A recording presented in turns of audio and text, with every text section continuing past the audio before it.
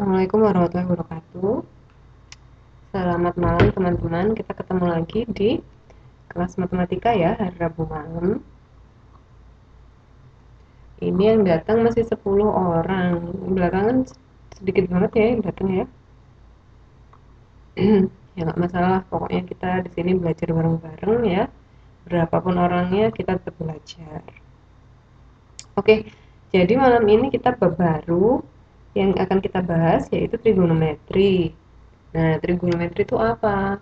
Pasti banyak dari teman-teman yang sudah familiar, tapi ada juga yang belum, pasti nggak apa-apa. Nah, trigonometri ini membahas tentang apa sih? Trigonometri ini membahas tentang sudut-sudutan, jadi persudutan dan sebangsanya. Nah, ini saya lumayan suka yang ini karena nggak banyak rumus. Banyak rumus nggak ya? Tapi rumusnya dikit-dikit, maksudnya bisa dititen. Dititen itu apa ya kalau bukan orang Jawa? Kalau orang Jawa itu bisa dititeni gitu loh. Rumusnya seperti apa? Gampang. Nah, yang pertama akan kita bahas di bab ini adalah derajat dan radian. Oh iya, dipastikan. Mbak sini jadi penerjemahnya. Derajat dan radian. Apa sih derajat dan radian itu? Nah, untuk membahas derajat dan radian itu kayak apa ya? Satuan dari sudut. Jadi kalau misalnya kita punya sudut, sudut itu ya sudut ya, teman-teman tahu kan ya sudut itu apa? Nah, kita punya sudut, kita bilangnya sudut, oh sudut ini lebih besar daripada sudut yang ini. Kita perlu satuan kan di situ untuk memastikan seberapa besar suatu sudut itu. Nah, itu kita kita bisa pakai derajat, kita bisa juga pakai radian. Oke, sekarang kita lihat dulu. Ini ada semua materinya. Kalau derajat bisa pakai busur derajat.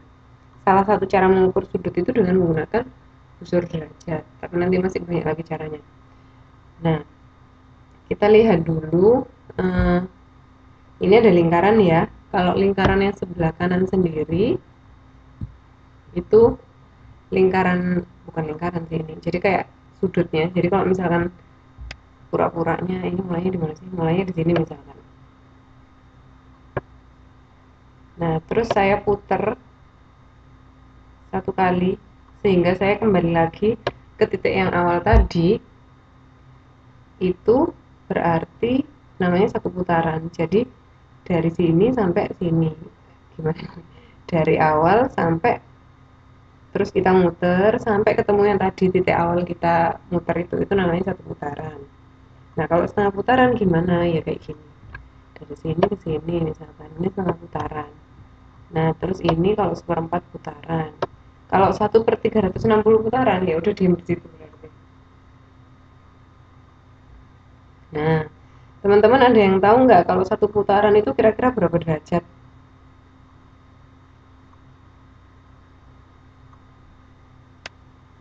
Ayo, satu putaran berapa derajat? Ayo.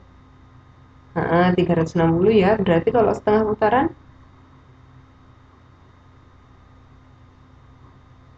kalau setengah putaran satu lingkaran, 360 bagi 2. Kalau seperempat putaran,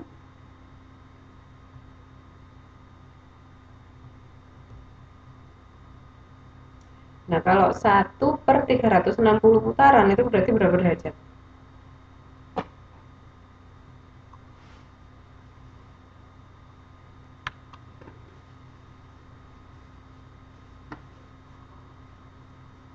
1/360 putaran. Nah, yuk, berapa derajat kira-kira? Yuk.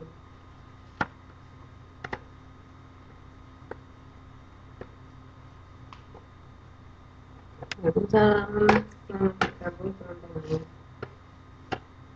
Ayo, ayo, 1/360 putaran. 1/360 putaran.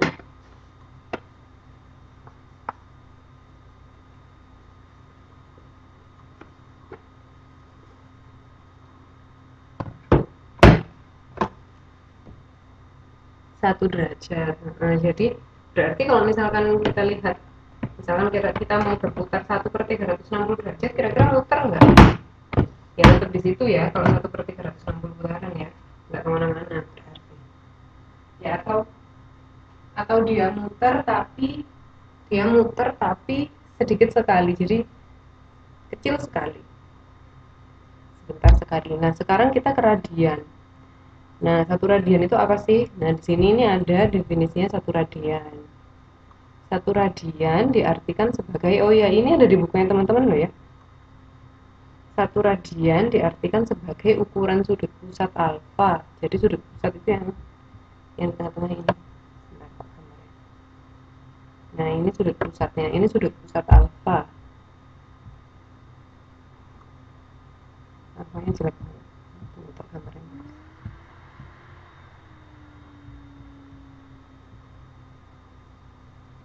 Satu radian diartikan sebagai ukuran sudut pusat alfa yang panjang busurnya sama dengan jari-jari. Panjang busur itu apa sih teman-teman? Ada yang tahu nggak panjang busur itu apa? Coba. Kalau nggak tahu nggak apa-apa, tapi kalau ada yang tahu saya ingin tahu gimana ya. Teman-teman, yang menurut teman-teman tuh apa panjang busur itu? Ada yang tahu nggak panjang busur itu apa? Kalau jari-jari tahu ya, jari-jari lingkaran itu yang mana?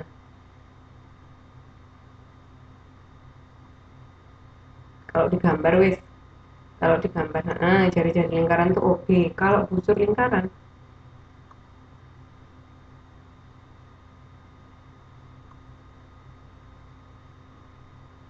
OA kah? OA sama OB kira-kira sama nggak besarnya? Kan sama-sama jari-jari kalau OA OB. Ya, kalau busur lingkaran itu adalah AB. Jadi kita ngambilnya tapi bukan garis lurus ya, ngambilnya yang muter ini. Ini adalah busur lingkaran. Jadi yang muter inilah yang dinamakan busur lingkaran.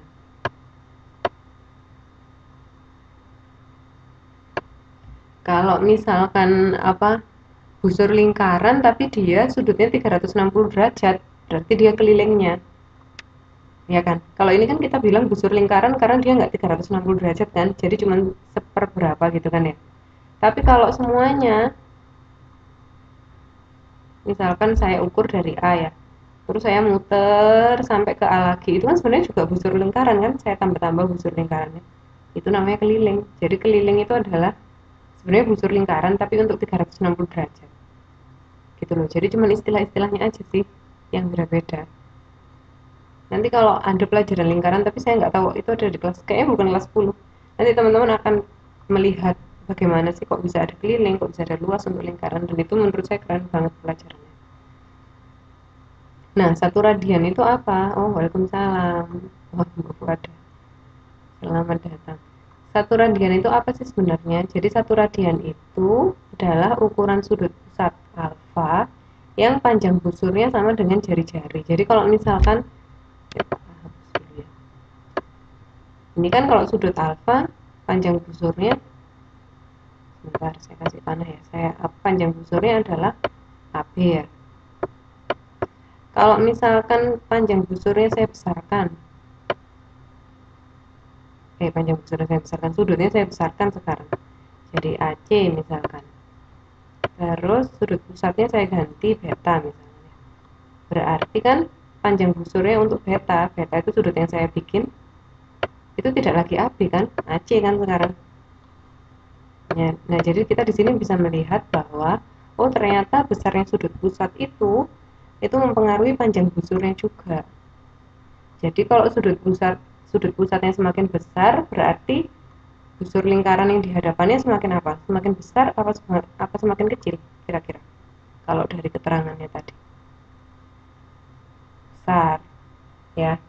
Nah, kalau misalkan sudutnya itu kita gonta-ganti, kita besarkan, kita kecilkan, kita besarkan, kita kecilkan. Nanti suatu ketika kita akan mendapatkan ukuran busur AB ini ya, yang sama dengan jari-jarinya.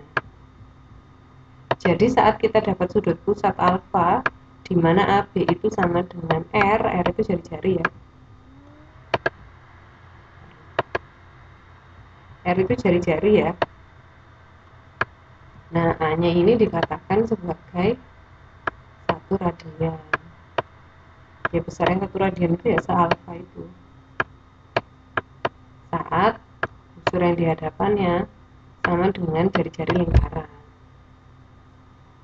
Oh ya, selamat malam juga Mbak Lilis. Jadi di sini 360 derajat itu apa? Itu adalah 2pi radian. Pi-nya itu dari mana? Pi-nya itu kayak faktor keliling gitu loh teman-teman.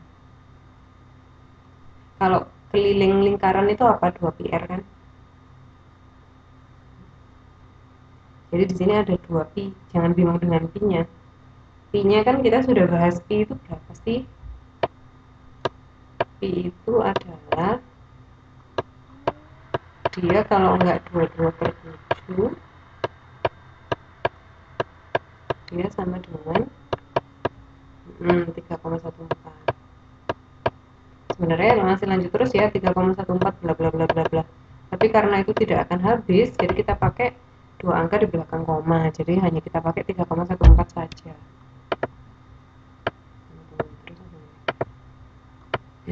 Jadi kalau kita punya 360 derajat, itu kita punya 2pi radian. Nah, 1 derajat itu sama dengan ini berapa ya? 1 derajat itu harusnya ini pi harusnya. 1 derajat itu sama dengan pi dibagi 180 atau sama dengan 1 derajat sama dengan 57,3 derajat. 1 radian sama dengan 57,3 derajat, nggak usah dihafalkan. Teman-teman cukup menghafalkan 360 derajat itu 2pi radian. Kita kasih tahu ya. Nah, teman-teman hanya cukup menghafalkan ini saja kalau menurut saya. 2pi radian jelek tulisannya itu sama dengan 360 derajat. Nanti kalau misalkan disuruh nyari pi radian atau 1 pi radian, tinggal ganti aja. Berapa? Ayo, kalau misalkan pi radian berarti jangan pi radian wes. Kalau misalkan saya tanya 1 radian berarti berapa? Ya, tadi kalau pi radian 180 ya Mbak Rohimah ya. Kalau 1 radian berarti sama dengan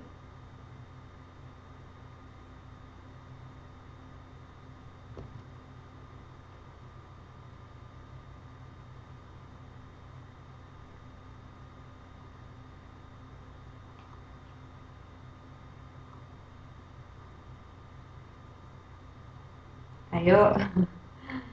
Kalau 2 pi radian sama dengan 360. Mbak Rohimah mikirnya kejauhan. Ayo, ayo, ayo. Iya, 57,3. Asalnya dari mana 1 radian sama dengan 57,3 itu?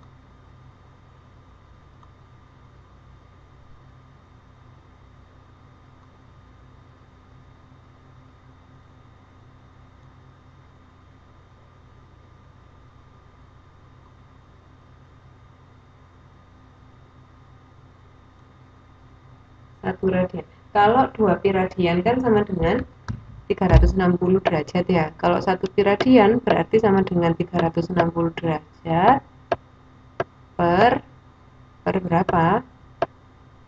Per 2 pi.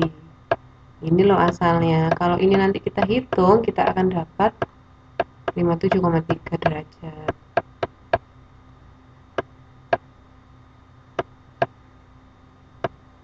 Gitu ya.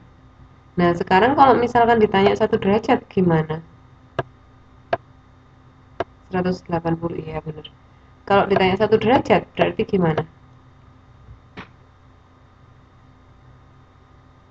Kalau ditanya 1 derajat berapa radian maksud saya? Ya ini nggak lazim sih.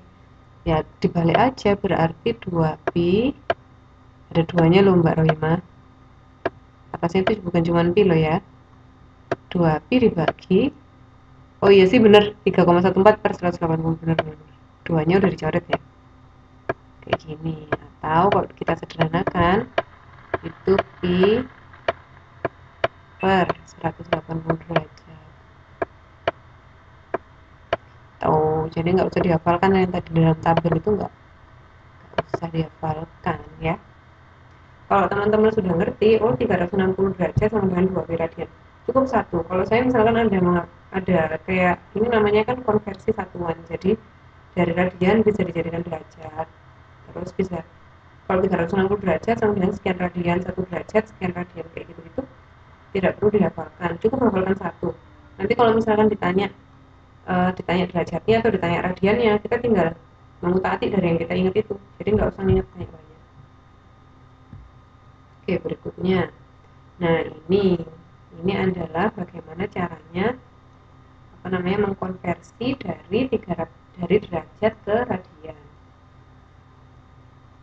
ya benar, dari derajat ke radian. Ini dari putaran ya. Kalau misalkan seperempat putaran kan contoh kita tadi ya, berarti seperempat kali 360. Kenapa kok 360?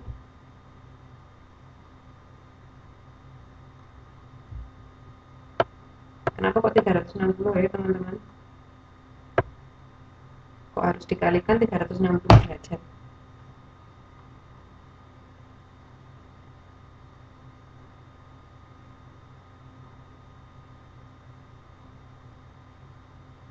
Satu lingkaran full itu 360 derajat.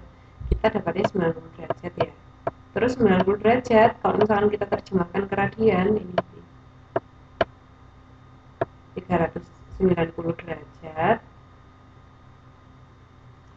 kali 2 pi per 360 bisa, pi per 180 juga bisa, nanti hasilnya sama, setengah pi radian, dan seterusnya.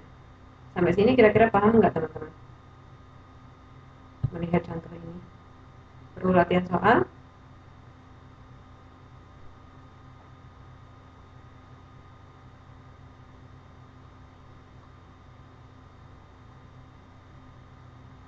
Oke. Nah, ini apa? Oh, ini yang tadi.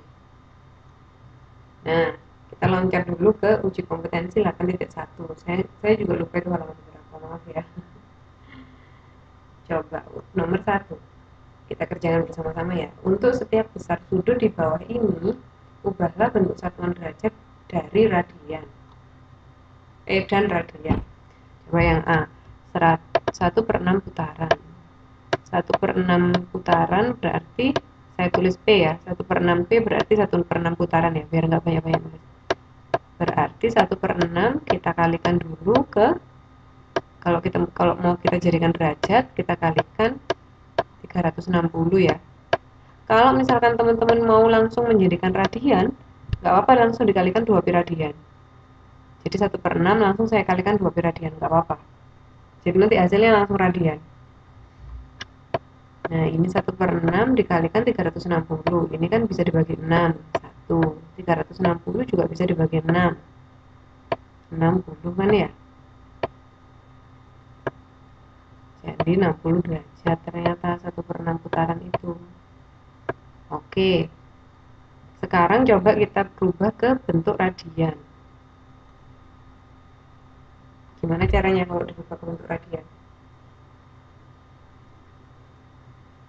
60 derajat. Teman-teman boleh ngerjakannya, boleh dari 1/6 putaran, boleh dari 60 derajat, terserah teman-teman. Yang mana yang gampang?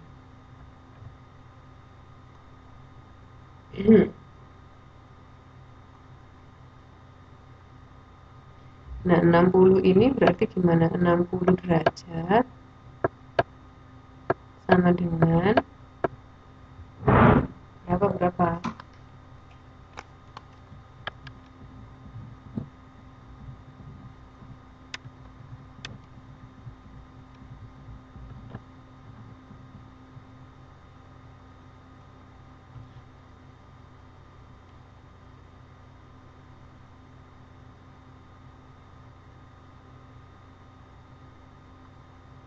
Ayo.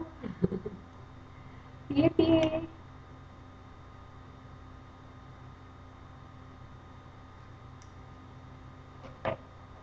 Oh iya, nggak apa-apa mbak.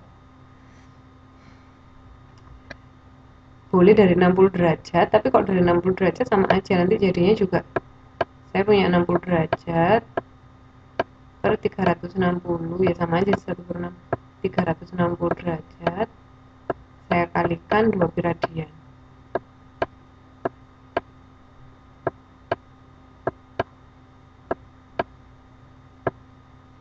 Lebih enak dari 1/6 putaran deh. Kalau dari 1/6 putaran langsung 1/6 putaran berarti sama dengan 1/6 dikalikan 1 putaran. Nah, 1 putarannya saya tulis 2 pi radian langsung.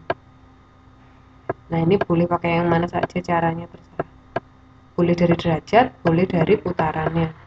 Hasilnya nanti sama kok. Ini kan juga kalau misalkan kita coret, hasilnya juga 1/6 kan. Ini 1, 360, 266.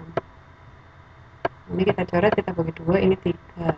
Ini kita coret 1, berarti hasilnya adalah pi per 3 radian ya.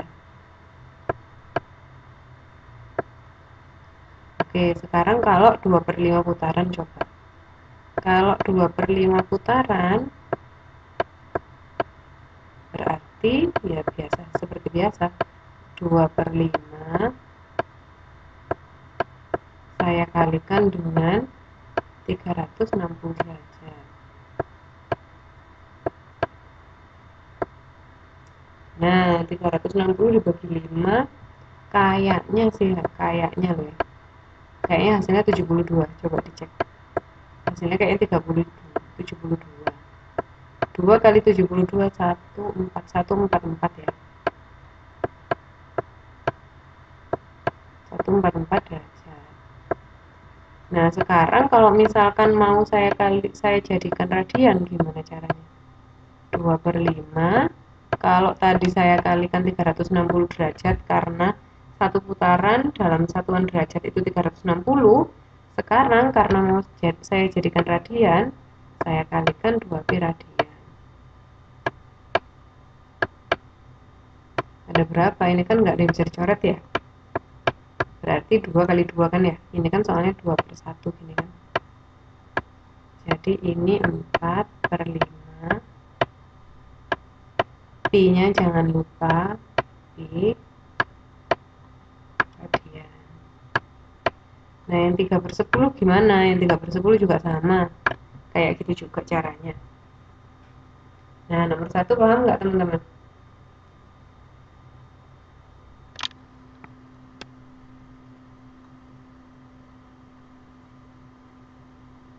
Paham ya? Sampai sini paham apa paham?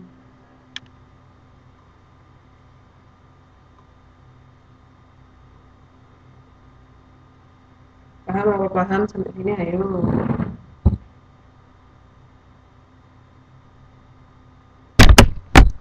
Paham ya? Nah, nomor 2 ini belum diterangkan. Itu. Kita balik dulu ke materi yang tadi yang sebelumnya. Materi selanjutnya maksudnya. Coba sih sebelumnya apa? Oh, ini. Nah, sekarang kita melihat sudut berdasarkan arah putarannya. Jadi kalau misalkan kita mau kalau sudut itu kan syaratnya ada ini ya. Nggak, kalau cuma satu, kalau saya punya garis tapi cuma satu, ya bisa sih sudutnya tapi jadi 180 derajat kan ya. Sudut lurus alias nggak ada sudutnya sebenarnya. Nah, kalau misalkan saya punya 2 garis, misalkan saya bikin terus garis kedua di sini. Nah, sekarang saya punya sudut kan. Sudut saya adalah ini, pojokan kecil ini. Saya kasih nama sudut alfa. Biasanya sudut itu ada di nama-namanya itu nama-nama aksara Yunani. Jadi alfa, terus beta, kalau nggak gitu gamma. Yang paling sering biasanya di fisika itu sudut itu theta. Jadi nama-nama Yunani. Nama-nama Yunani. Huruf-huruf Yunani. Apa lagi ya? Oh iya. Jadi kalau gitu syaratnya sudut itu berarti kan kalau saya punya 2 garis ya. Nah, saya ngitung sudut itu bisa, coba kita lihat sekarang gambar yang di atas yang warna hitam. Bisa dari sini, bisa dari sini toh. Nah, kita sudutnya itu mulainya dari mana, ngitungnya, itu sangat-sangat berpengaruh ke nilainya. Yaitu hurufnya ini alfa, itu tulisnya. Ini alfa, kejauhan.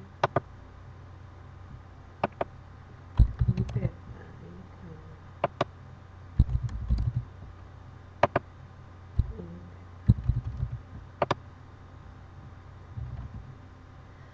Nah, kita menghitung sudut itu dari garis yang mana, itu sangat penting ya. Jadi itu mempengaruhi.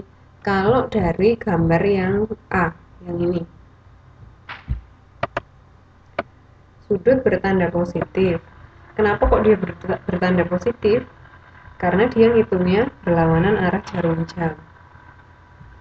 Kalau yang B, sudut bertanda negatif. Kenapa kok negatif? Karena dia searah dengan jarum jam. Jadi kalau misalkan teman-teman perhatikan jam itu ya,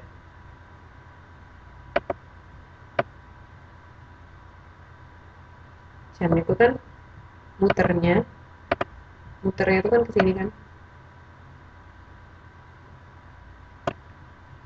Sudut kalau searah jarum jam, kalau muternya searah, itu dia negatif. Berarti. Tapi kalau saya punya sudut, dia itu ngitungnya apa muternya itu berlawanan dengan arah jarum jam, berarti dia positif. Lah kok kita bisa tahu mana yang positif, mana yang negatif? Maksudnya kita kok bisa tahu muternya searah atau berlawanan? Nah, makanya kita harus perhatikan dia mulainya di mana sudut itu, berakhirnya di mana. Sebenarnya sudut yang kiri sama yang kanan itu kan sama kan? Besarnya juga insya Allah sama itu. Karena saya nggak ngitung tadi. Sama sebenarnya dia besarnya. Tapi yang satunya ini positif, yang sebelah kanan yang sebelah kiri dia negatif.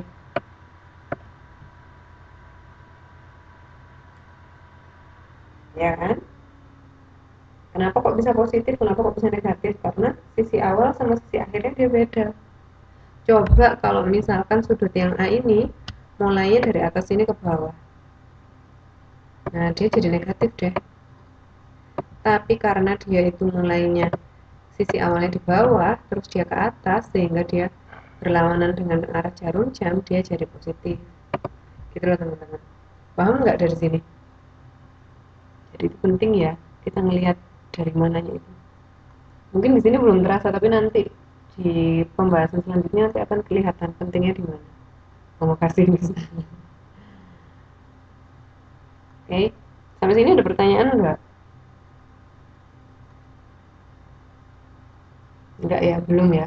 Ini kok masih simpel-simpel. Cuman harus diingat aja, berarti kalau searah jarum jam dia itu negatif, kalau berlawanan dengan arah jarum jam dia itu positif. Ini harus diingat. Oke. Nah, jadi kalau misalkan kemarin kan kita sudah belajar koordinat kartesius ya. Kita sudah belajar koordinat kartesius kan. Nah, koordinat kartesius itu sebenarnya nggak cuma begitu-begitu aja. Nah, koordinat kartesius itu gambarnya kan ada 4 daerah. Kalau di 4 daerah itu ada yang namanya kuadran 1, kuadran 2, kuadran 3, kuadran 4, seperti yang digambar sebelah kanan. Nah, di kuadran 1 itu semuanya positif. Maksudnya X-nya kan positif kalau di sini kan. Kalau di kuadran 1 X-nya pasti positif ya. Y-nya juga positif. Kalau di kuadran 2 Y-nya positif, X-nya negatif. Karena sumbu yang di bawah sini kan negatif kan, apanya X-nya. Kalau di kuadran 3 itu semuanya negatif. Kalau di kuadran 4 itu Y-nya negatif, X-nya positif. Jadi kayak muter. Kalau ngasih nama, dia ini kalau ngasih nama itu dari apa? Muternya kayak gini. Aduh kok gak asik sih lingkarannya. Tunggu. Dia kalau ngasih nama itu dia muternya itu kayak dari sini ke sini gini loh teman-teman. Yang ini 1, 2, 3, 4. Jadi bukan kayak dari kanan ke kiri enggak, tapi muternya begini. 1, 2, 3, 4. Jadi kalau saya punya, karena muternya karena garis start awalnya itu di sumbu X positif ini, makanya saya diletakkanlah 0 itu di sebelah sini. Ya. Jadi kan kalau satu putaran itu 360 derajat ya. Jadi per kuadran ini saya punya 90 derajat teman-teman. Karena ini kan siku-siku ya.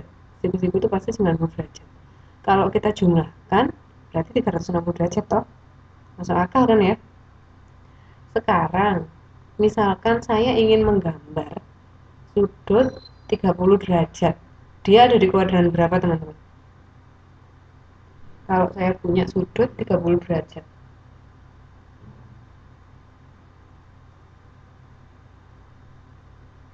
Kuadran 1. Kalau saya punya sudut 240 derajat.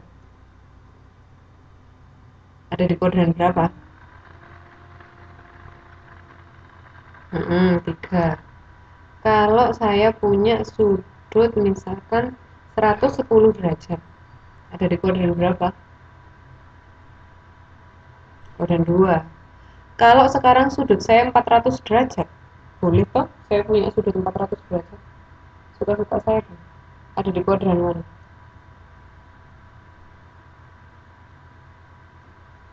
Satu, balik lagi ke awal ya. Walaupun sebenarnya nggak ada kayak gitu, jadi cuma ngetes aja. Ya konsepnya begitu tapi jadi kayak dia putarannya kayak gitu. Jadi ngitungnya itu dari 1, 2, 3, 4. Jadi muternya kayak gitu. Nah, ini ada lagi sudut-sudut namanya koterminal. Tapi saya jarang sekali menemukan istilah koterminal itu. Hampir tidak pernah. Intinya sudut koterminal itu adalah itu sudut kalau yang ditempatkan pada posisi standar memiliki sisi-sisi akhir yang berhimpit. Intinya kalau misalkan kita jumlahkan dia 360 derajat. Karena sudut A kan yang garisnya tebal itu sudut alfa yang garisnya tebal, sudut beta itu yang garisnya tipis. Jadi kalau dijumlahkan kan dia 360 derajat satu putaran. Cuma gitu aja sih.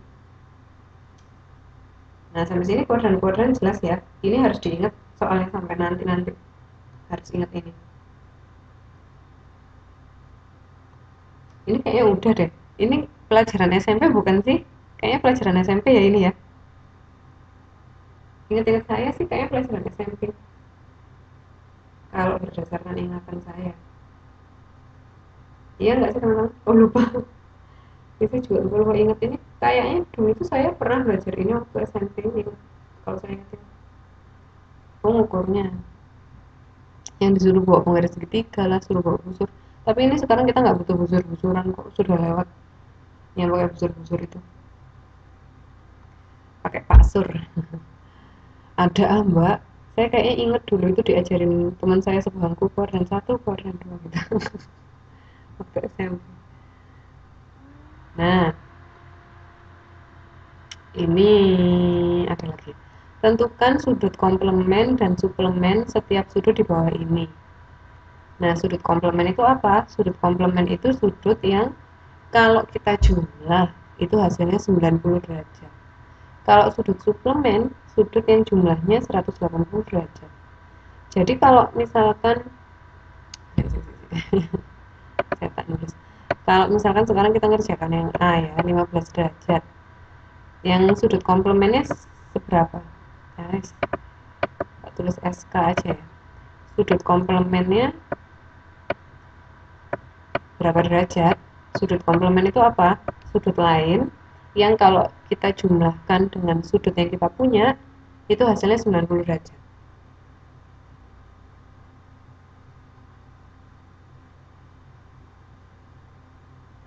Berapa berarti? Kalau kita punya 15 derajat, berarti sudut komplemennya berapa?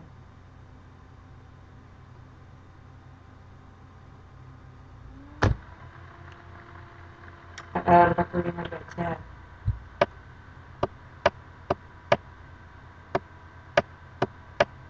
Kalau sudut suplemen yang berapa? Sudut suplemen itu kalau kita jumlahkan dengan sudut yang kita punya, hasilnya 180 derajat.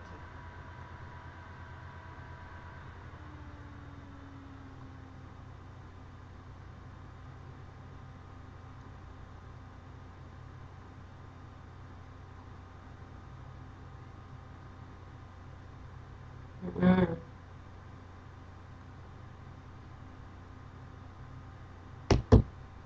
Nah, berapa? Oh, belum ditulis. 75 derajat. Apanya kalau sama kayak diameter ya, Mas? Diameter itu apa sih? Misalkan kita punya lingkaran ya. Kita punya lingkaran. Terus saya punya misalkan ini pusatnya di sini, saya punya ini ke pinggirannya. Ini kan namanya jari-jari toh.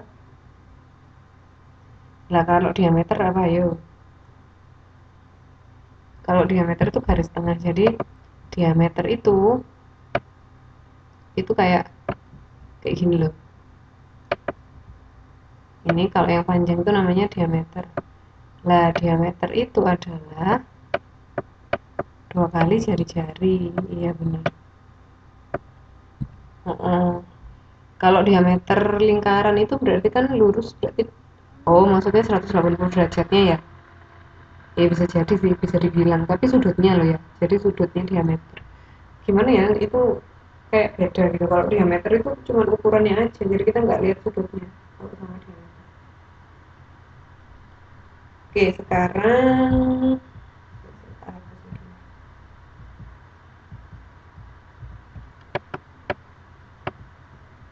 yang B.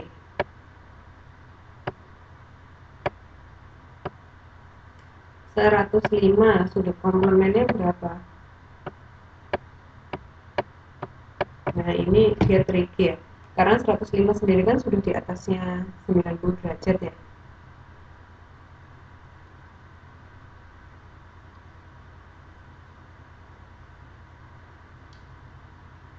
Saya mau bilang min, tapi saya takut salah. Karena secara konseptual saya nggak tahu itu berapa. Sudut komplemen. Sudut komplemen dari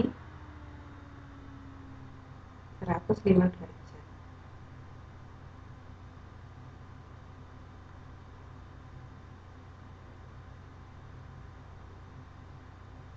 Ayo teman-teman, ada yang punya usulan?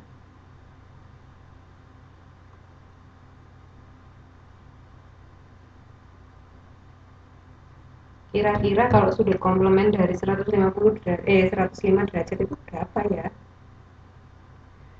Ingat, sudut komplemen itu adalah sudut-sudut yang jumlahnya 90 derajat.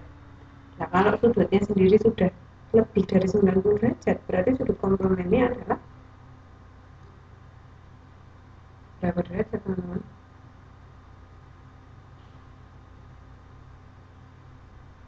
Gimana caranya biar 105 itu, jadi 105 itu kira-kira saya tambah berapa biar hasilnya 90 derajat?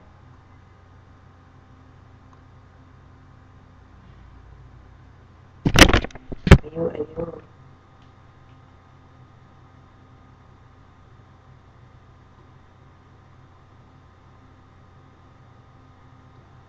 Jadi minus. Minus berapa, Mbak?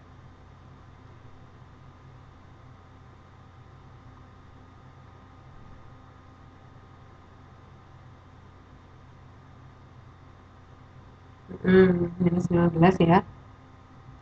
Oke, sekarang kalau sudut, aduh, gimana sih bisa berpoinnya? Minus 15. Nah, kalau sudut suplemennya sama dengan berapa?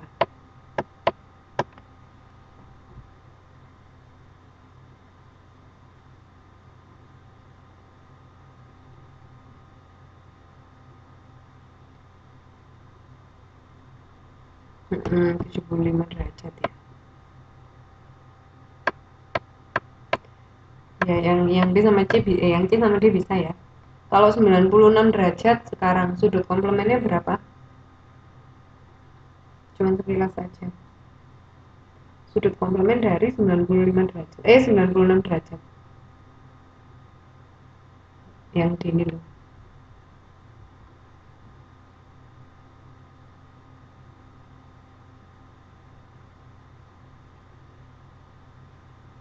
Min 6, benar.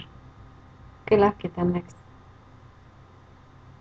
Oh, cara nyarinya bagaimana? Kayak gini cara nyarinya. Kalau sudut komplemen itu kan misalkan kita jumlahkan, misalkan saya punya sudut yang oh gini aja wis nulisnya. Ini tuh sebenarnya nggak ada rumusnya, Pak.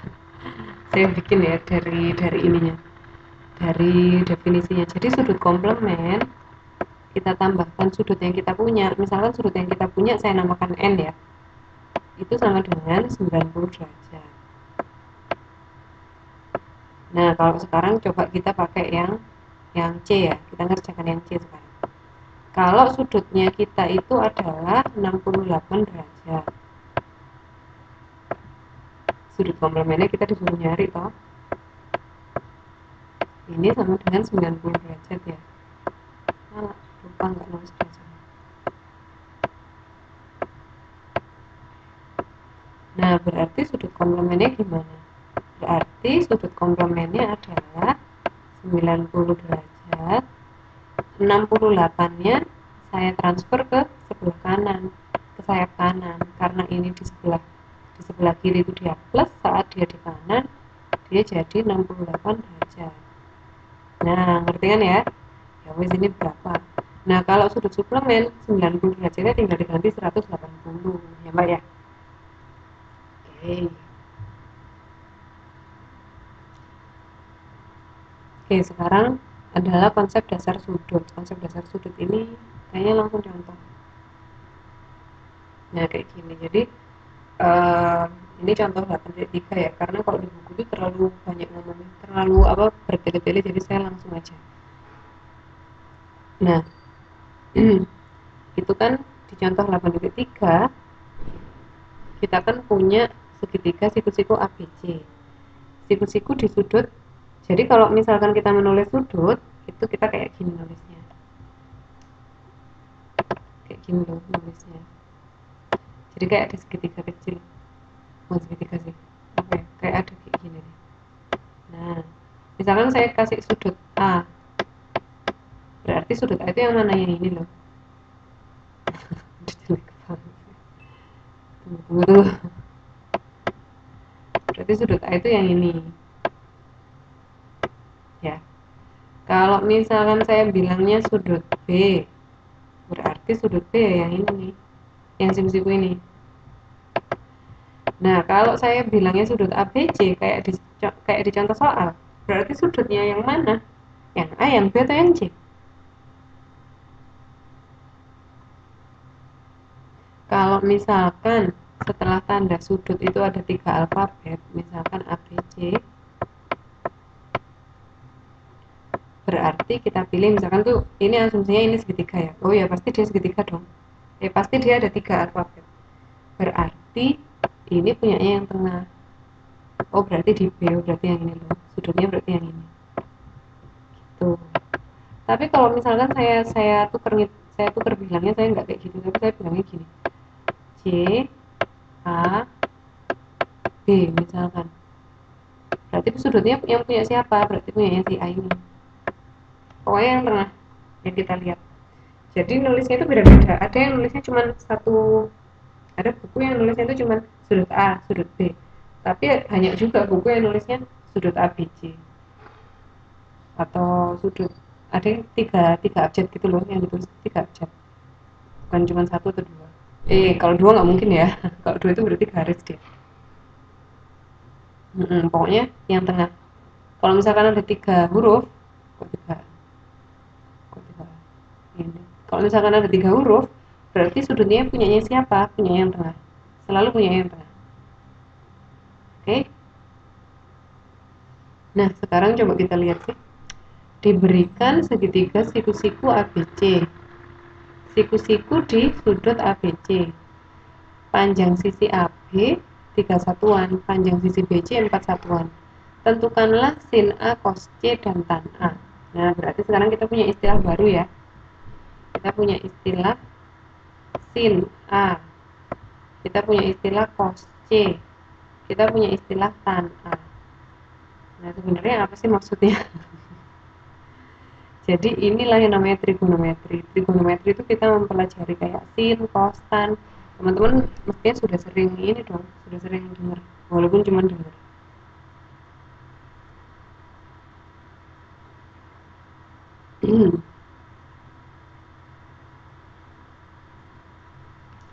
Nah, tan itu tangan, cos ini cosinus. Kalau sin itu sinus. Nah, maksudnya itu apa sih sebenarnya? Jadi, kalau sin cos tan ini sebenarnya adalah perbandingan dua sisi pada sebuah segitiga. Ya, jadi kalau misalkan kita ditanya, bentar ini harus pelan-pelan pengen jelasin ya, soalnya kalau misalkan ini nggak ngerti, nanti kedepannya pasti bakalan susah. Tapi kalau ini ngerti, lancar wis pasti. Nah, sin sin dan macam-macamnya itu ini awal mulanya ya. Sin A itu kayak apa sih? Sin A itu, jadi sin A itu ini panjang sisi di depan sudut A per panjang sisi miring. Nah, maksudnya di depan sudut A itu apa? Ya, sudut A kan yang ini kan ya, yang di sini kan sudut A. Kalau saya garisi terus, itu ketemunya di mana? Nah, inilah maksudnya di depan sudut A. Berarti BC. BC berapa? BC 4 toh. Ini per sisi miring. Dari mana kita tahu kalau sisi miringnya itu 5? Kemarin kan sudah pernah saya ungkit-ungkit dari dalil yang namanya Pitagoras. Jadi ada dulu namanya orang Pak Pitagoras. Dia bilang lihat-lihat segitiga terus dia kok diilhami. Jadi dia punya ilham. Ternyata kok sisi miringnya segitiga AC kuadrat ya kalau pakai segitiga itu. Kalau AC kalau pakai segitiga itu. Kalau misalkan dikuadratkan itu kok sama dengan cuma sisi-sisi yang lain yang juga dikuadratkan. Jadi AB kuadrat saya jumlahkan dengan BC kuadrat. Alias kalau misalkan saya cuma pengen tahu AC nggak usah pakai kuadrat, berarti AC nya sama dengan berapa? Sama dengan akar AB kuadrat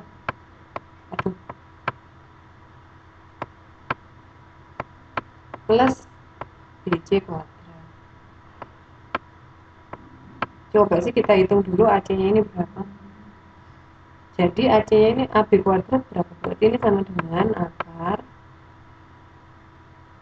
AB nya 3 ya teman-teman ya. Ini ya. Berarti dia 3 kuadrat ditambah BC nya berapa? Oh, BC nya 4 ditambah 4 kuadrat. Ini sama dengan akar berapa?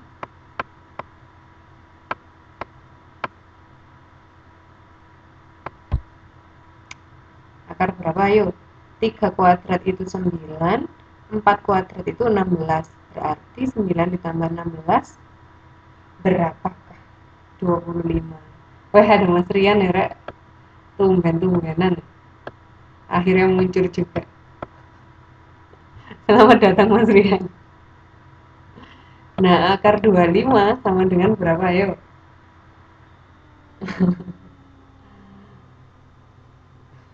Akar 25 adalah 5. Berarti ini kan tadi kita nyari AC kan, berarti kita di sini bisa naruh ini 5 satuan. Gitu. Nah, jadi sisi miring itu yang mana? Bukan berarti yang miring ya, karena nanti kalau segitiganya diganti, nanti bingung yang mana sisi miring. Pokoknya sisi miring itu yang paling panjang. Gimana kita tahu yang paling panjang ya? Kira-kira kan kelihatan kan ya? Yang kira-kira dari 3 sisi itu yang paling panjang yang mana? AC kan? Nah, berarti itu sisi miringnya. Sisi miringnya 5. Berarti sin A itu sama dengan 4/5. Kalau cos A sekarang. Cos A, kalau sin itu tadi itu ya, sudut sisi yang di depannya sudut per sisi miring. Ini loh, ini depan. Tak garisi kata kuncinya. Depan. Pokoknya kalau sin, oh iya, kalau misalkan dia ini bukan segitiga siku-siku, kita nggak bisa loh ya pakai hubungan ini, karena nggak ada sisi miringnya nanti. Oke, jadi ini cuma bisa dipakai di segitiga siku-siku saja. Titik. Oke, sekarang kalau cos. Nah, cos sama kaki nggak bisa. Sama kaki kan tidak siku-siku. Jadi siku-siku itu syaratnya apa? Segitiga siku-siku. Salah satu sudutnya harus 90 derajat. Kalau ini kan, ini ada yang 90 derajat toh, yang ini. Aduh, nah, 90 derajat kan ini. Di sudut B dia 90 derajat ini. Ada kotaknya. Nah, sekarang kalau cos A. Cos A itu bukan lagi di depan sisinya si A, enggak, tapi di samping sudut A. Kalau cos itu di samping.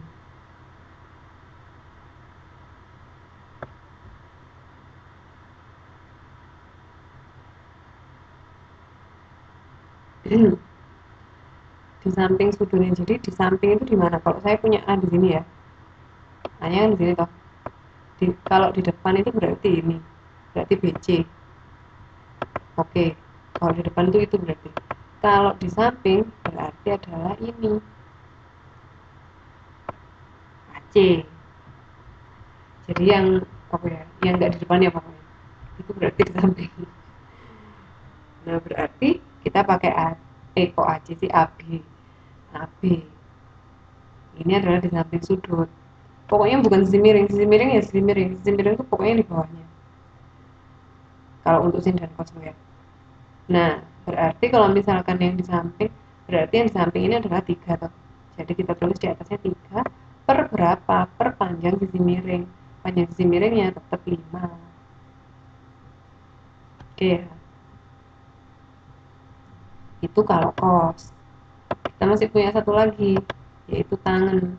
Tangen itu gimana? Tangen itu depan sudutnya per samping sudutnya. Depan per samping. Yang di depan tadi siapa? Yang di depan tadi ini BC. Yang di samping tadi siapa? Yang di samping tadi AB. Berarti BC sama dengan 4 per AB. Khusus untuk tangan, sisi miring nggak ikut-ikutan lagi. Oke? Sisi miring nggak ikut-ikutan lagi, jadi nggak ada lagi. Terus apa lagi ya? Itu kalau misalkan sinus kosinus atau trigonometri, kalau misalkan kita punya segitiga siku-siku, kita tahu panjang sisinya tapi kita nggak tahu sudutnya. Tapi kalau misalkan kita tahu misalkan sudut A itu berapa, tapi kita nggak ngerti panjang sisinya berapa, gimana caranya? Misalkan kita tahu sin A itu, aduh ini harusnya pakem nih, 2 per berapa ya itu sudut A itu? Terus katakanlah ya, ini kalau misalkan diperiksakan ke sini mungkin nanti salah. Kita misalkan tahu sudut A-nya itu 60 derajat gitu misalkan. Bisa nggak 60 derajat langsung saya masukkan, langsung saya tulis sin 60 derajat misalkan. Boleh. Jadi kalau kita tahu A itu berapa derajat, langsung masukkan derajatnya. Tapi kalau kita nggak tahu, derajatnya berapa, tapi kita tahu sisi-sisinya, berarti masukkan sisi-sisinya pakai cara yang ini.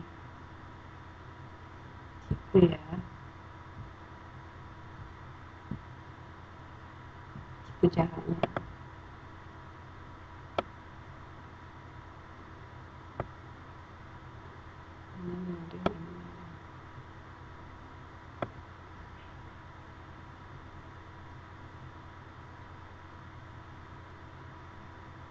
Nah, sampai sini ngerti semua enggak? Sampai sini paham enggak?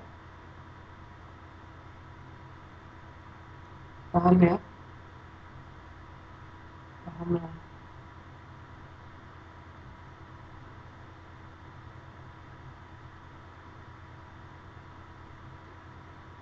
Bisa kok ini. Coba next, insya Allah latihannya. Ya, tapi nggak kelihatan dia. Iya, ini di buku juga uji kompetensi, nggak tahu saya ini uji kompetensi berapa. Ini kayaknya 4 ya. Ini kayaknya 4. Yang itu saya nggak kelihatan. Yang ini 7. Yang ini 11. Yang ini 1. Ini 1 juga apa berapa sih? Kelihatan kecil banget. Iya kecil banget. Di buku pun juga kecil gitu nggak kalau di bukunya teman-teman? Soalnya kalau di yang soft copy saya kecil banget. Jadi nggak kelihatan. Ini kayaknya 3 ini, yang ini. Kalau tadi kan kalau ini 3, ini 4, ini pasti 5.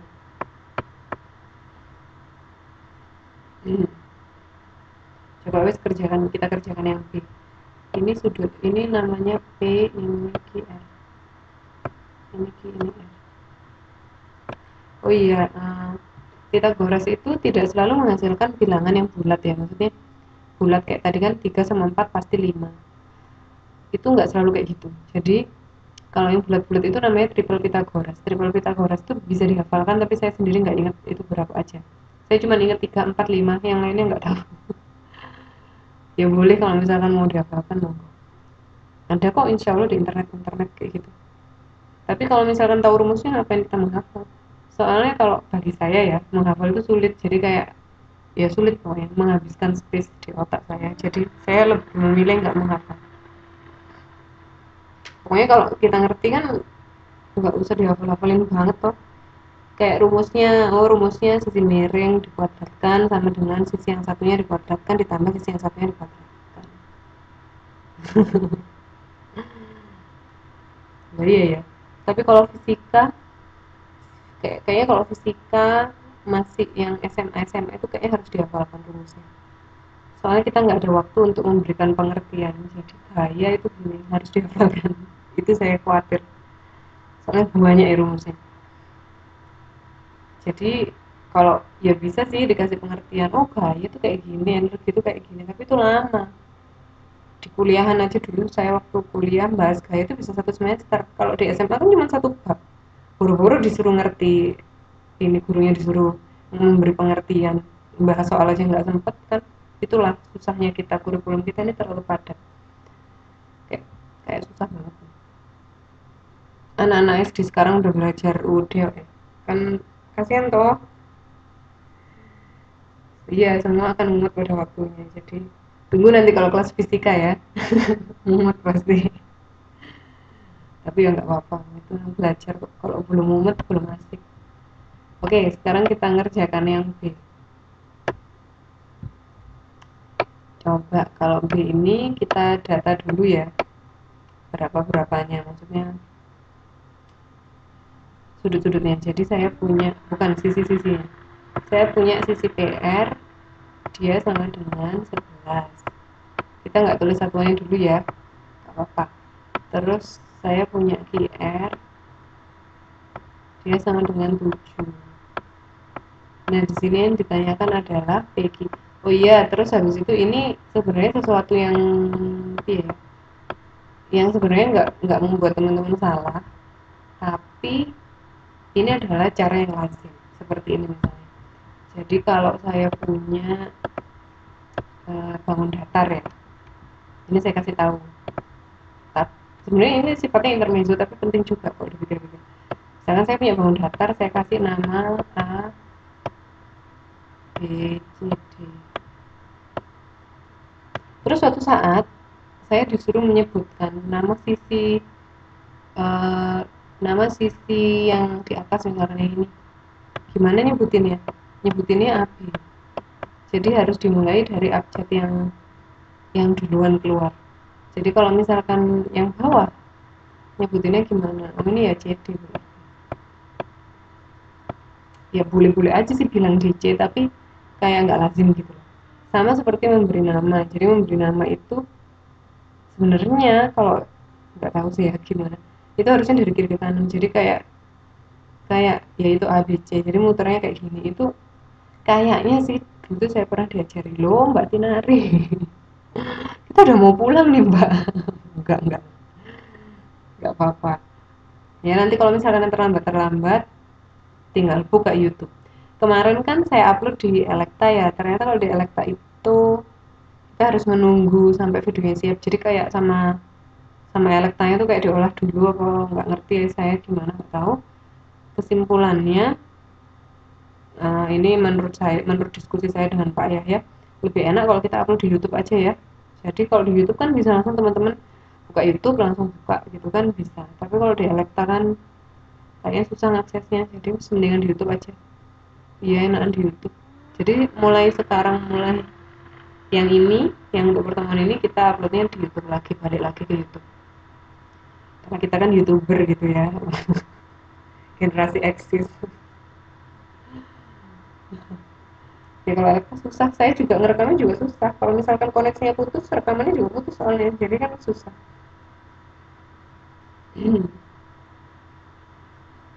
Tuh, itu tadi yang masalah ABC ABC. Nah sama juga kalau kita bilang ini segitiga PQR, jadi ngomongnya mulai dari abjad yang duluan keluar. Jadi sisinya sisi PQ, sisi QR, sisi PR. Tuh. Waduh, Mbak Fatma yele-yelean kenapa? Iya, kalau Pak Kepala Sekolah memang pengennya dialekta. Kalau Pak Kepala Sekolah menganjurkannya ke tutor-tutor juga dialekta. Tapi kalau saya lihat elekta ya susah, kalau misalkan koneksinya tiba-tiba putus, rekamannya juga berhenti. Itu yang saya nggak ini apa namanya, kan saya tidak bisa mengendalikan ininya toh. Kalau putus terus saya nyari rekamannya kemana dong? Untung loh yang kemarin ada, walaupun terpisah menjadi dua rekaman yang berbeda. Jadi ya wis nggak apa-apa lah. Oke, sekarang segitiga PQR.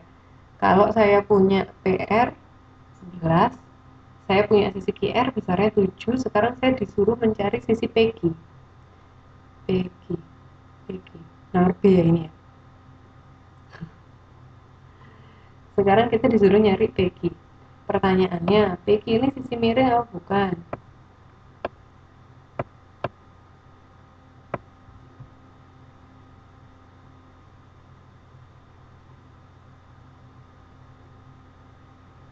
Bukan. Nah, berarti sekarang coba sih kita tulis rumusan Pitagorasnya segitiga yang B itu, segitiga PQR. Jadi kita mulainya sisi miring dulu ya. PR sama dengan akar banyak banget. PR sama dengan akar PQ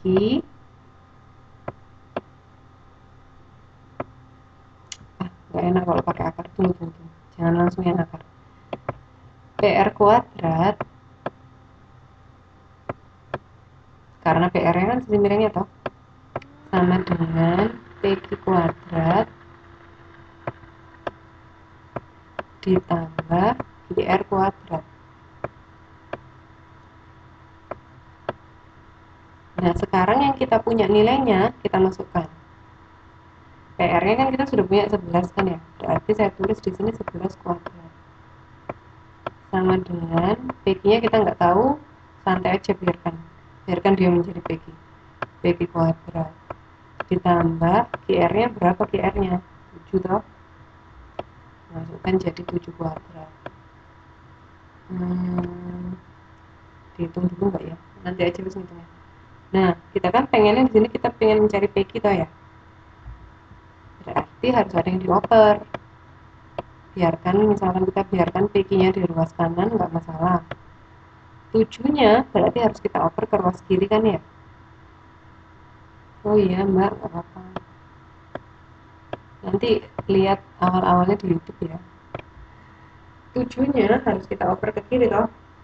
Jadi 7 kuadrat itu yang tadinya positif sekarang dia jadi negatif. Negatif 7 kuadrat. Ini PQ-nya kuadrat ini. Terus kalau misalkan saya ingin mencari PQ saja, bukan PQ kuadrat, harus diapakan yang ruas kiri? Harus saya akar semuanya. Nah, di sini paham ya? 11 kuadrat dikurangi 7 kuadrat. Baru kita hitung. Berapa sih 11 kuadrat itu? 11 kuadrat itu kayaknya 121. 7 kuadrat kan 49. Nah, ini coba dihitung. Sama dengan PQ 72 kan?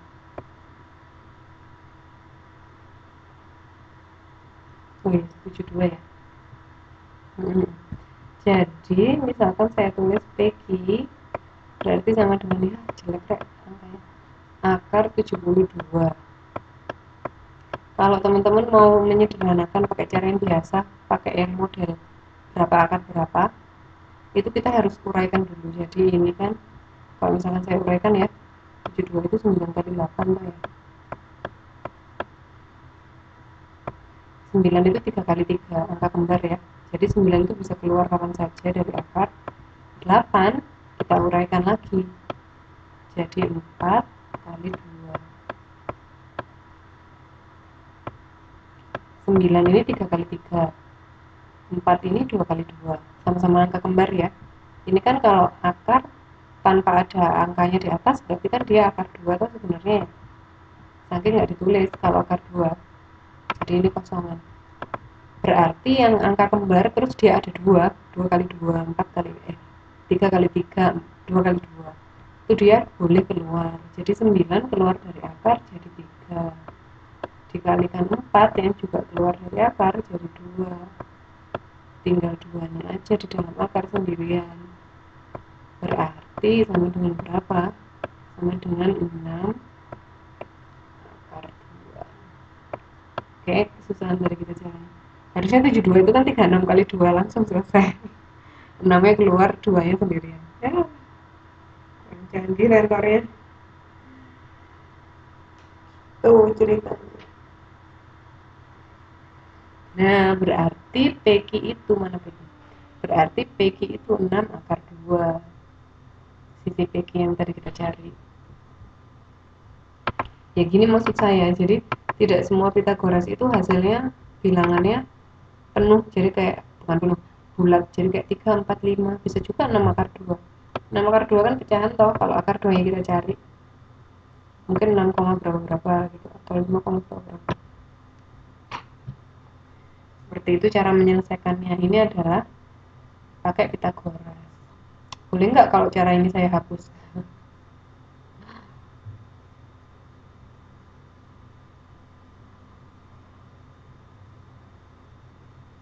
Dihapus ya. Udah di print screen. Tuh mana sih stepnya? Coba kalau ini tak hapus. Oh ya ampun. Udah kehapus ya atas sih mau hapus. Print screen.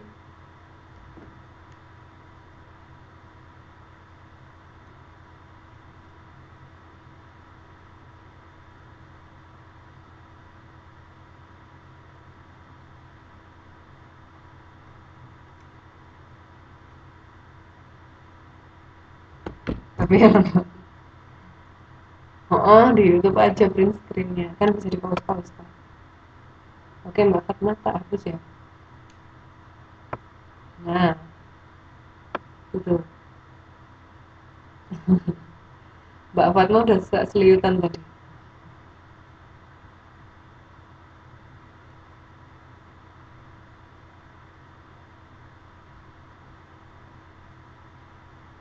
Nah oke.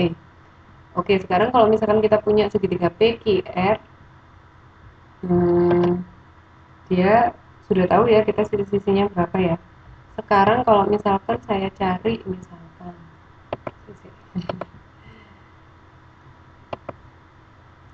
misalkan saya mencari sin P sama dengan berapa sin P?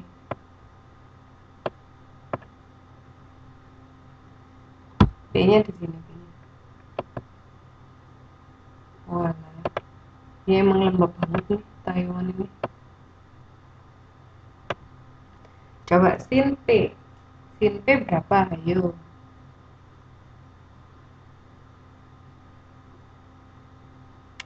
Kalau sin depan per samping. Per miring. Depan per miring. Jangan bingung karena segitiganya sekarang tidur. Kalau tadi kan segitiga berdiri kan. Kalau ini kan tidur. Depannya sisi yang ada di depan sudut P itu yang mana dulu? Ya kan ya. Kalau sisi miringnya jelas PR. Sin P berarti sisi yang Mas Rian sabar tau Mas Rian. Ya sin P 7 per 6 akar 2. Kok bisa 7 per 6 akar 2?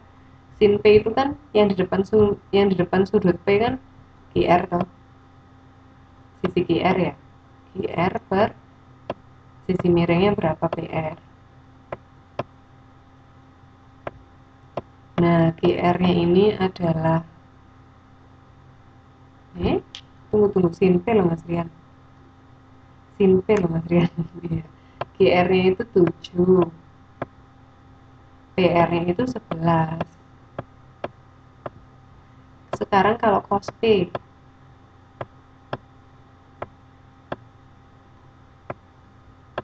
sama dengan sisinya dulu disebutkan. Kalau cos P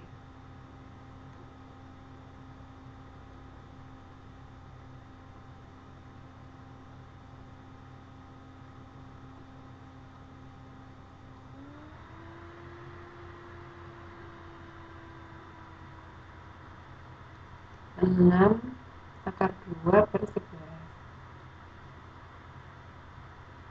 Mas Rian kebalik, Mas Rian. Ingat sisi miring itu yang adalah sisi yang paling panjang gitu ya. Tidak peduli posisinya di mana. Kalau tadi kan kelihatannya di samping gitu kan ya, soalnya dia berdiri. Atau gampangannya sisi miring itu sisi yang di depannya 90 derajat.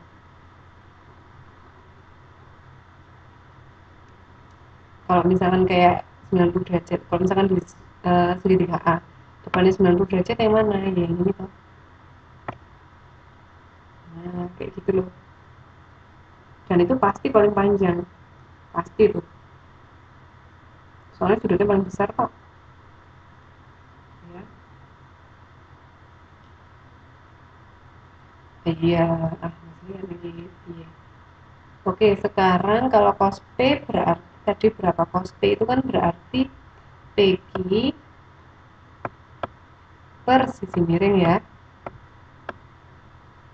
per PR. Berarti PQ itu adalah 6 akar 2 per 11.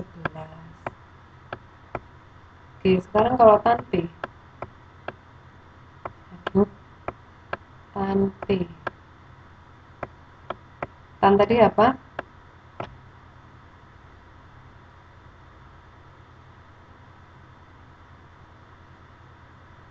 Kalau tan itu yang di depan sudut, berarti ya yang di depan sudut itu adalah QR per samping PQ. Berarti GR nya ini adalah 7 per 6 akar 2. Aduh, error besar. Maafkan. Oke, sekarang kalau misalkan saya tanyakan yang lain. Misalkan saya tanyanya sekarang sin R. Pokoknya ini harus ngelontok, harus ngerti nih pokoknya. Coba sekarang sin R, berapa sin R?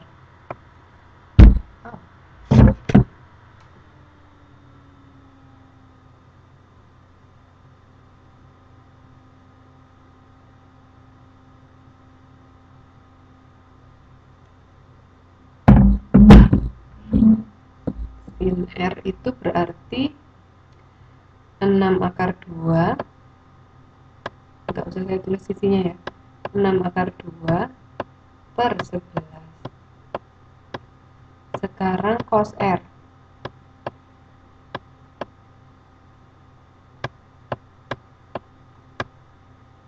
Cos R berarti yang di samping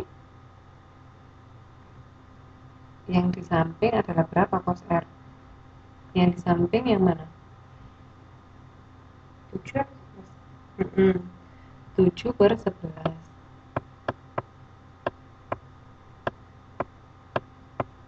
Sekarang tan R berapa tan R?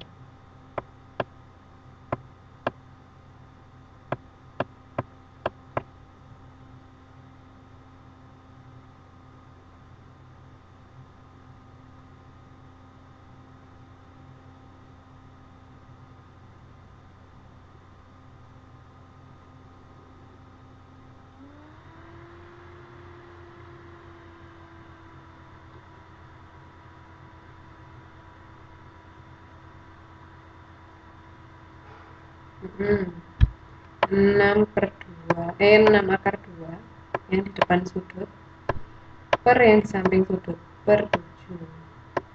Kalau teman-teman perhatiin ya, ternyata sin R itu sama dengan cos P.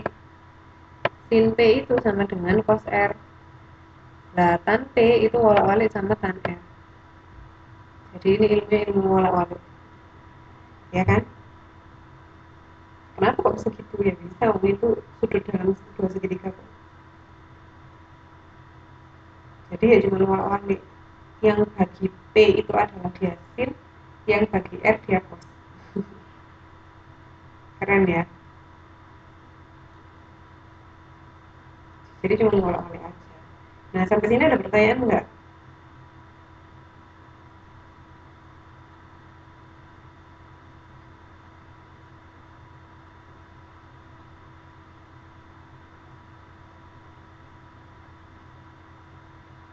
Oke, nggak ada pertanyaan ya. Coba berikutnya apa ya? Nah, satu soal lagi ya teman-teman ya. Soalnya tadi kan mulainya jam 9 sampai 10 toh. Oke, pada sebuah segitiga KLM, loh, jangan mumet, jangan mumet dulu, ini belum saatnya mumet ini. Ntar tak gambar dulu. Pada segitiga siku-siku KLM, nah ada segitiga KLM, siku-siku di L, berarti kita tulis di sini L. Coba ini Kak, ini L. Ini M.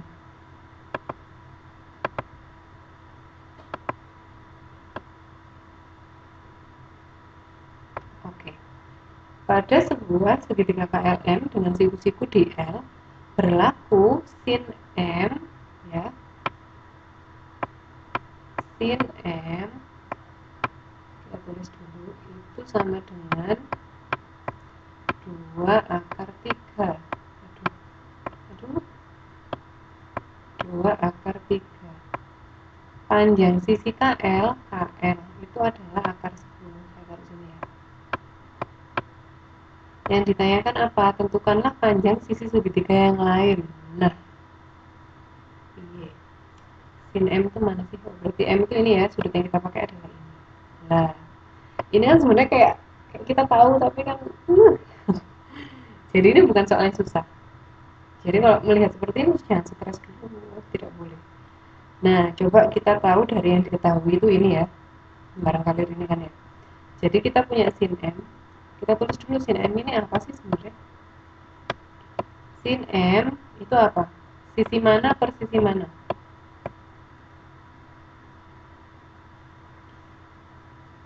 Sin M itu kan berarti sisi depannya sudut M adalah sisi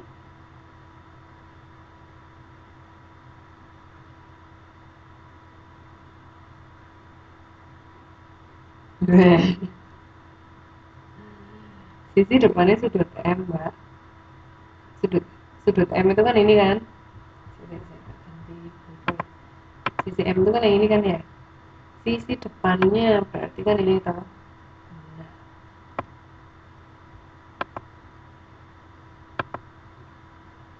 KL mas, KL. Oh iya KL per. Nah berarti sin M itu adalah KL. Kan depan per miring tuh ya kalau sini. Per sisi miringnya berapa? KM. Nah ini loh, sin M itu loh nilainya 2/3. Saya tulis ya di sini 2/3.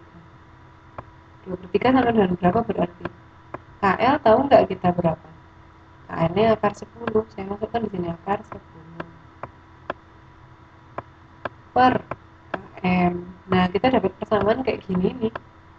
2/3 sama dengan akar 10 per KM.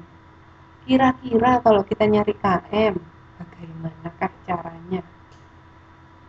Formal loh bahasanya. Bagaimana caranya kalau kita mau nyari KM? Ayo. Pernah kalau kita bahas ini dulu. Pernah banget. Jadi kalau misalkan saya punya A per B sama dengan C per D, kalau saya kalikan silang berarti dia A kali D itu sama dengan B saya kalikan C. Jadi kalau kita ketemu macam gini, persamaan macam kayak gini nih, boleh kita kalikan silang. Maksudnya gimana? Maksudnya 2 ini saya kalikan KM itu akan sama dengan kalau 3 saya kalikan akar 10. Gitu loh ceritanya. Nah terus nilainya KM ini berapa? Ayo sampai sini terus jawab.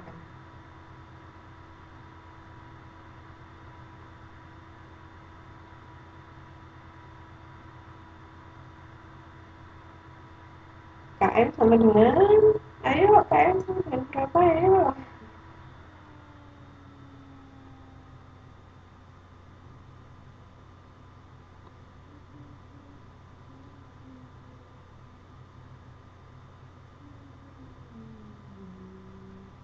Mm-mm. 3 akar 10 per 2.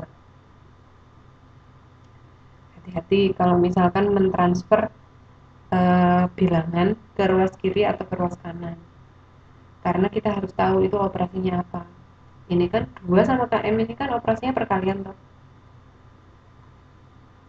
Nah jadi kalau kita transfer ke ruas kanan, dia jadi pembagian, jadi yang di bawah. Jadi 3 per 10 akar 2, atau bisa saya tulis 3 per 2 akar 10. Udah ya, kita udah dapat ini, berarti 3 per 2 di sini akar 10. Yes. Nah sekarang masih ada pertanyaannya adalah tentukanlah panjang sisi segitiga yang lain. Nah berarti kita belum tahu segitiga ML ini, segitiga LM ini berapa. Duanya min ya. Oh enggak, kalau perkalian dipindah ke ruas, pokoknya dia pindah ruas, dia nggak min.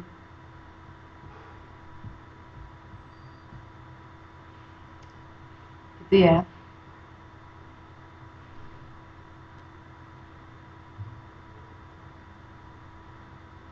Jadi kalau perkalian pindah ruas dia nggak jadi min. Tapi kalau penjumlahan pengurangan pindah ruas dia jadi min harus. Nah, kita masih belum menjawab satu pertanyaan. Kita masih belum menjawab besarnya LM itu berapa. Ya toh? Nah, tadi besarnya LM itu berapa? Ini sama kayak yang tadi loh, ini kan Pitagoras kan. Langsung saya tulis ya rumusnya ya. Berarti LM sama dengan turunannya ini apa namanya? Kalau Pitagoras kita utak-atik tadi loh. Berarti sama dengan sisi miring KM sih. Nah, sama dengan kalau sisi miring itu KM, kita kuadratkan, terus kita kurangi dengan sisi yang kita tahu berapa, sisi yang kita tahu nilainya, jadi yang dikurangi KL kuadrat kayak gini. Nah itu sama dengan berapa? Nah ini agak susah urusannya karena ini kan ada akar-akaran. Oke sekarang KM nya dulu berapa? KM nya itu adalah dulu ada males banget 3 per 2 akar 10 dikuadratkan dikurangi dengan KL. KL itu akar 10 ya, akar 10 dikuadratkan.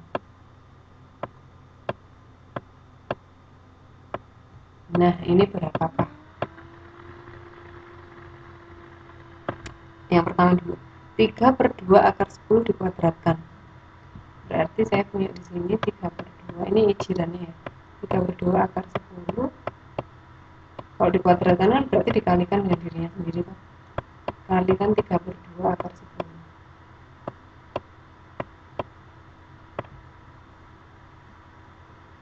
Gimana nih berarti nih? Ya semuanya dikalikan satu-satu berarti. Saya punya 3 kali 3 9 per 2 kali 2 4. Akar 10 kali akar 10 berapa teman-teman? W 6 per 4. Kok 6 sih Mbak Fatma? Yang bawah dikalikan masa yang atas ditambah? Ayo 9. Benar 9. Akar 10. Akar 10 kali akar 10 berapa?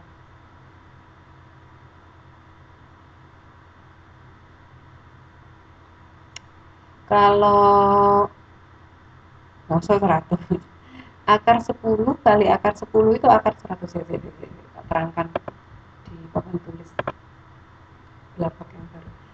Jadi kalau misalkan saya punya akar 10 dikalikan dengan akar 10, ya itu sama dengan akar 100, benar.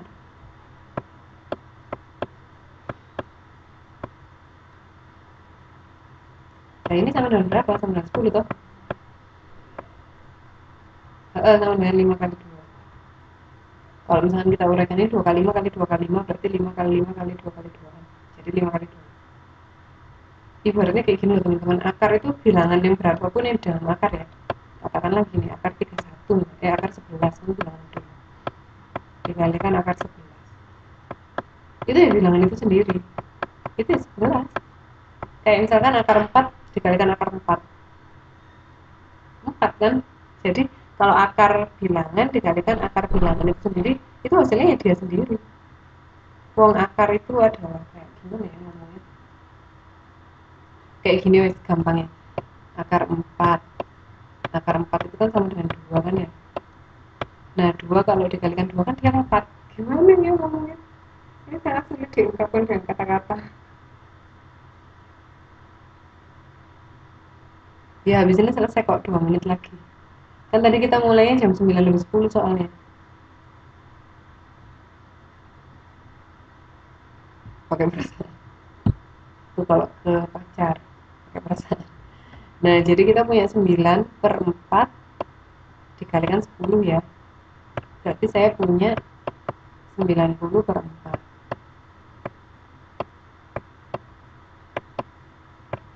Oke, saya punya di sini 90/4.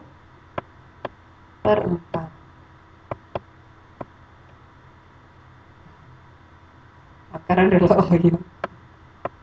Nah, sekarang kalau saya punya akar 10 kali akar 10 berarti kan 10 toh. Aduh, ini harus pakai kalkulator akhir-akhirnya.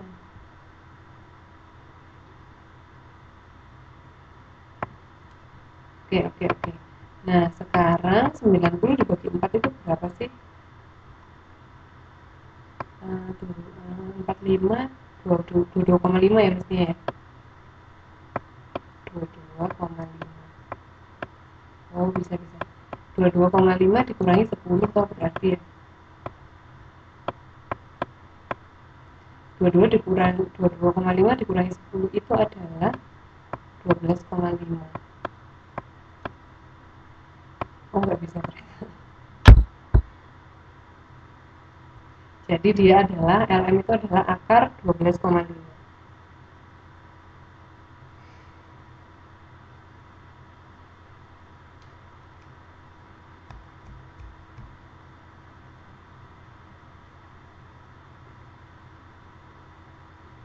Ini kalau misalkan ini coba nanti diutak ya di rumah ya, di rumah. Ini sudah di rumah masing-masing kan.